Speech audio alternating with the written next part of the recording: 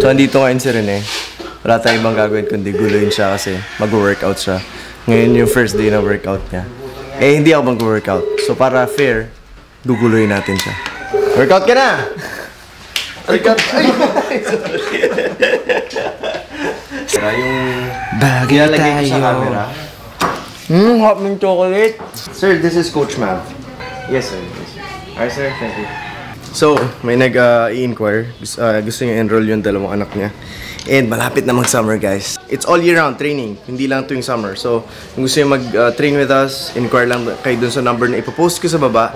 And then, pwede na kayong mag-start anytime. So, malapit na mag-summer. Let's keep on working, guys. Nagsistart na ako mag-workout kasi yung kalaban ko nandun nagpupul. Ha! Sino? Boga? Boga! Kausapin mo si Boga. Trashtuin mo dali. Boga, iwan ka na sa akin. Mag-pull ka lang dyan.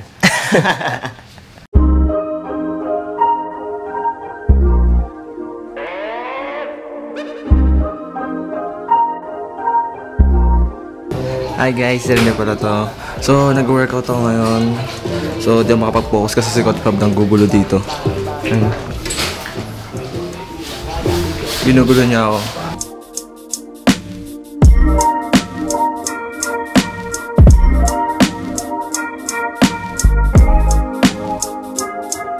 Yan ang kalaban, relax na relax.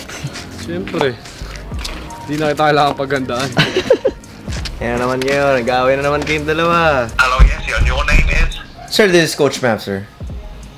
Coach Mav. Okay. Okay, thank you. Alright, sir. Thank you. So, that was another inquiry from Indonesia.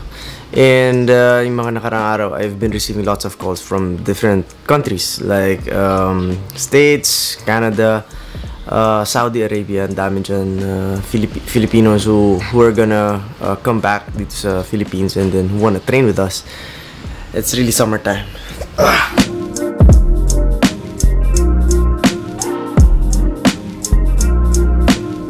So, we are currently booking a flight going to Siargao. Sa October pa naman, medyo matagal pa. Pero, I think this is gonna be fun. Kasi halos lahat in-invite ko. Ang dami namin. Siguro nasa around 20 kami. And halos buong Mavs, minessage ko yun. Halos sila game. Ang problema lang namin ngayon, medyo dahil late kami na flight, which is ngayon yung last day ng promo. Parang nawala yung flight. So, naghahanap kami ng ibang flights. And pag nahanap namin, we have less than 2 hours left para matuloy to. So, we are really making a way. Ako tsaka si Jeff kami nag-uusap, kami nagbubook. Pero pag natuloy to, this is gonna be really fun. Woo! Guys, kanina, remember, I only have 2 hours left. So, kanina, siyempre mamadali ako. Nawawala kami ng pag-asa. Pero, tinawagan ko na yung PAL. And look at this. These are the list of names nakasama, and 23 kami. It's confirmed. It's booked. Yun nga lang, may change of plans nga kanina, Siargao. Ngayon, sa Coron na kami pupunta kasi biglang nag-iba yung rate. Bilis magbago ng rate. Tapos, open pa yung Coron. So, instead of going to Siargao, punta kami Coron. And it's one of the best places na puntahan ko before. Though di pa ako napunta sa Siargao, mas gusto ko sana makapunta doon. Pero, still, it's about the trip na gagawin namin na yun, kahit saan naman kayo mapunta, kahit hindi ganun kaganda lugar, pero pag magkakasama kami, it changes, it totally changes. So it depends talaga sa mga kasama ko. And with this list, we are definitely going to have a very, very, very unforgettable trip. So I'm just excited. Ang date nito is October 24 hanggang October 31, which is October 28 birthday ko. So, I think this is, I don't know, pero excited ako. Wait nyo yung vlog namin, 8 months from now. This is gonna be so fun. Andito kami ngayon sa Pasay.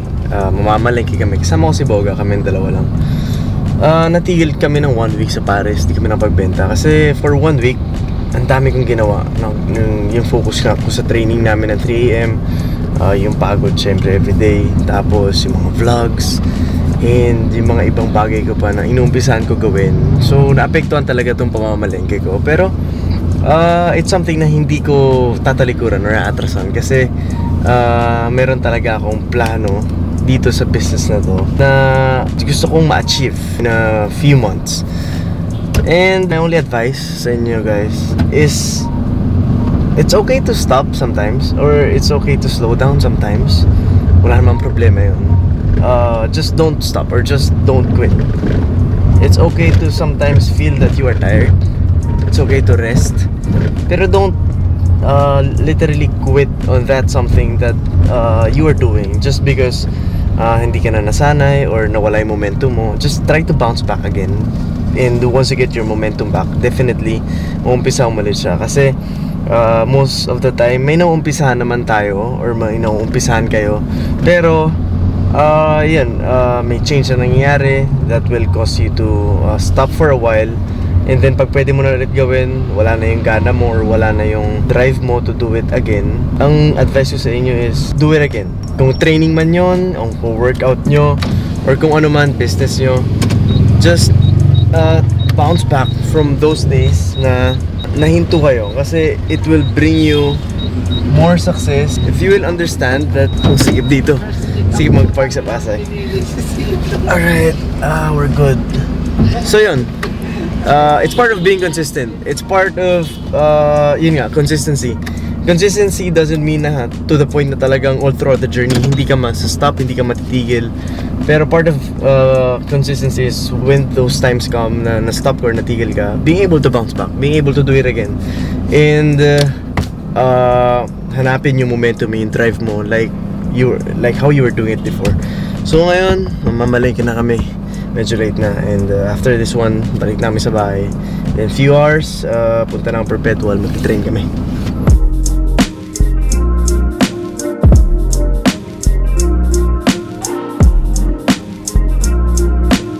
Pagas na ako ng 1,000 kasi remember yung sinabi ko sa inyo, pupunta kami ng I think Batangas or Tagaytay, and doon kami magsistay overnight. And it's gonna be a part of the process na gagawin namin, kasi gusto ko silang ilabas and gusto kong sila makausap, hindi lang as my students, pero yung mag-usap kami kung bakit, yung deeper meaning kung bakit namin ginagawa itong ginagawa namin. It's more than basketball, kung ano ba talaga yung dahilan, the deeper reason why we do it. And gusto ko alam nila yon. Gusto ko yung goal nila at saka yung goal ko for them iisa lang, para kapag nagtrabaho kami, united kami. So on Tuesday, alis kami morning after ng training namin, alis na kami, tapos overnight kami hanggang Wednesday night.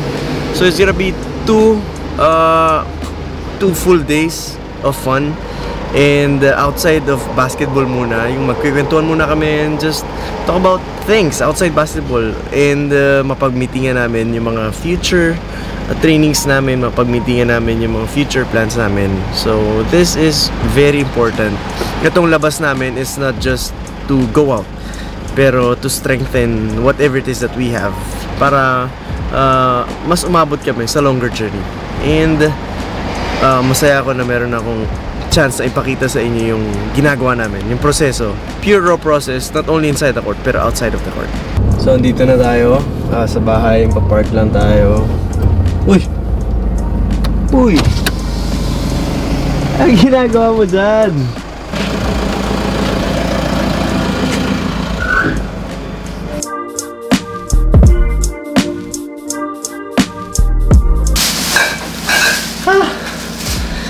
Grabe yung bigat.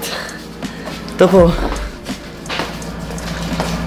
Grabe yun, oh. Hindi naman nag-workout pero ang lakas. Binubola ko lang para siya magbuhat.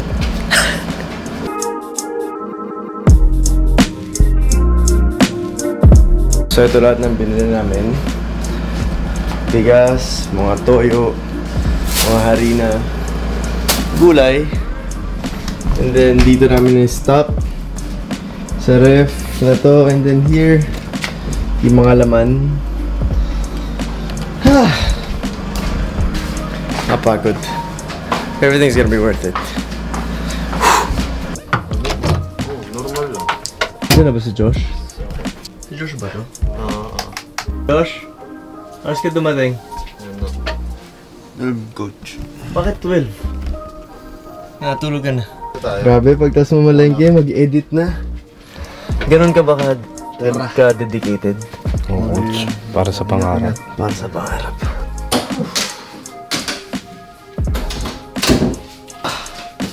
so tired. Guys, before I end this vlog, meron akong gustong sabihin sa inyo about consistency. It's very important technique. It will help you be more consistent in what you do.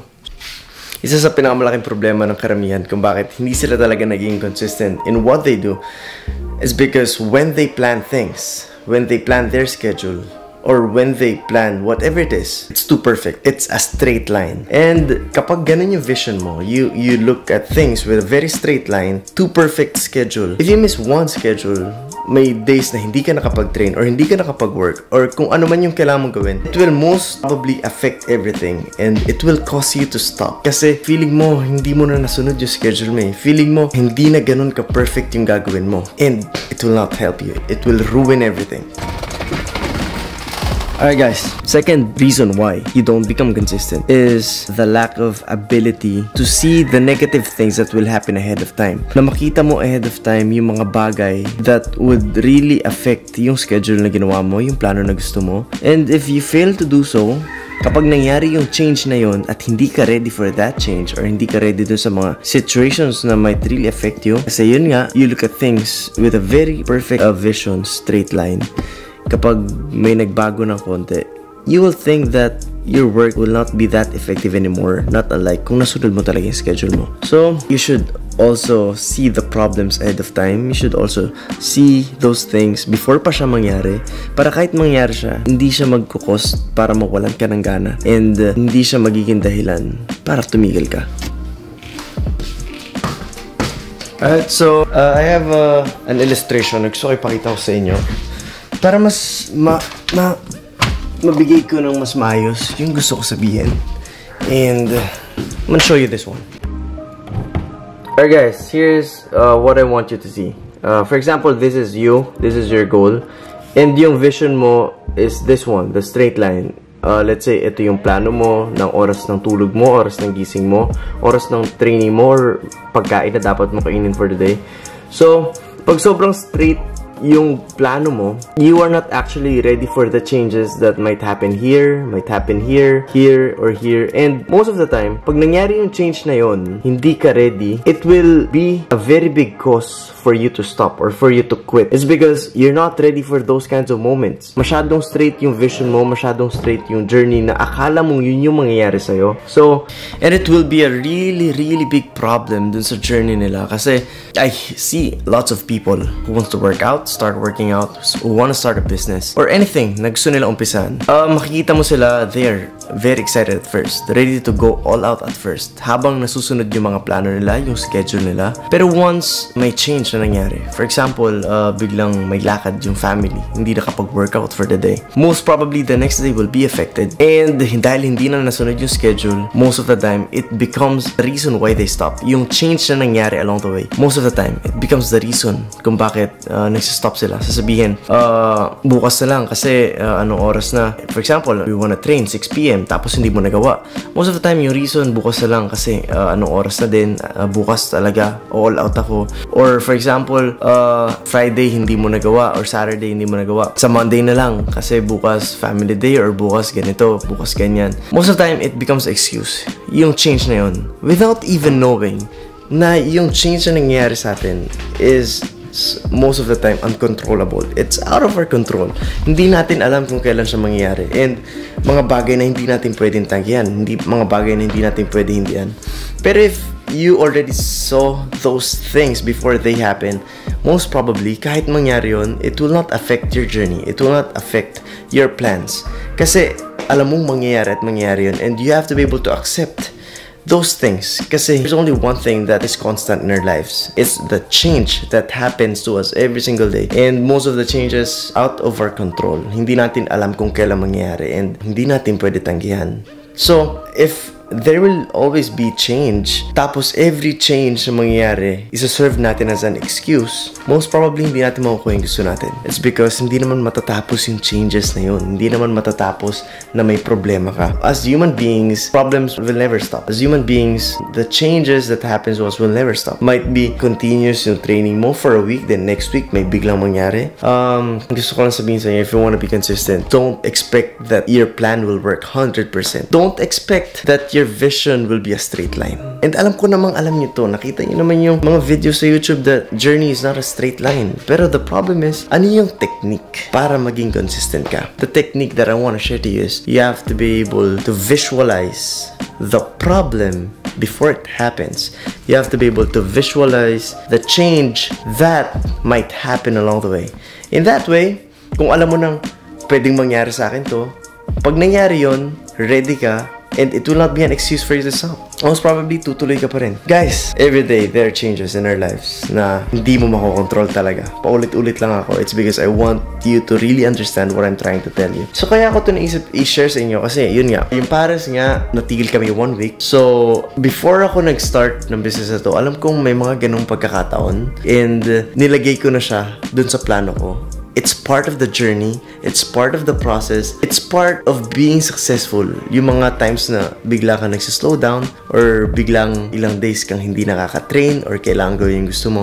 It's part of the journey. Pero kung alam mo yon and kasama yun sa plano mo, pero hindi siya magiging excuse, you will most probably be consistent. And one thing na gusto ko i-share sa inyo, short-term intensity is not good. You have to be able to be consistent for a very long time. So, long-term consistency is always better than short-term intensity, and it only doesn't apply in basketball training. It applies to everything. Nakikita mo iba, nagpaplano sila ng business sila, yung intensity level nila pag nagbi-meeting sila mataas. Lahat ng brainstorming nangyayari. Most of the time, it happens na very short yung intensity level to the point na pag biglang nagka-problema, bigla silang back to zero. Short-term intensity is not good. It's about the long-term consistency.